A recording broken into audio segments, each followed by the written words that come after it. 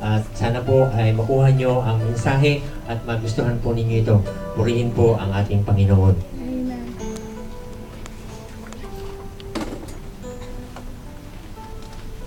April! Jesus! Ang tagal na panahon. Hindi ko akalain na makita tayo po. Oh! Anong naamoy kong yun? Amoy? Oh! Ang aking basura. Nakakahiya nga eh. Kaya pala parang umiiwas ka sa akin? Kaya nga ayaw ko malapit sa'yo. Ibig ko sabihin, ayaw umawin mo. Ibigay mo yan sa akin, April. No.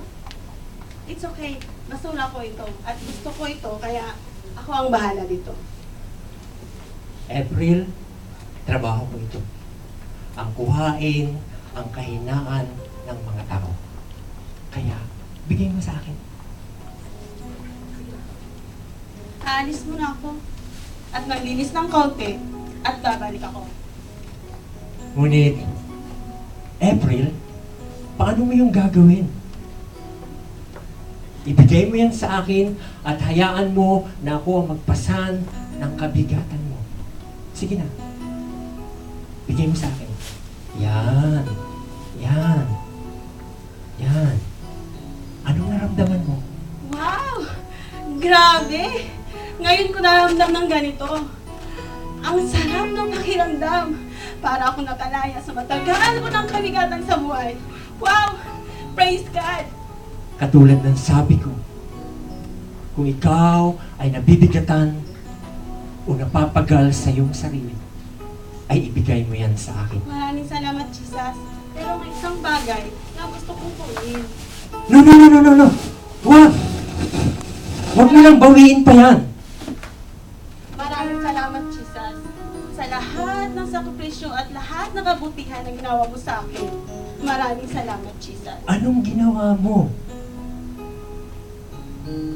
Ibinangon na nga kita at inako ang kahinaan mo.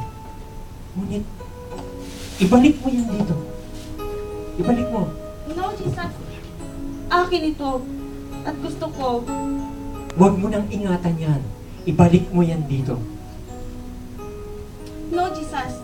Ito ang nagpapaalala sa akin na ayaw ko nang dagdagan ang lahat ng kahinaan ko.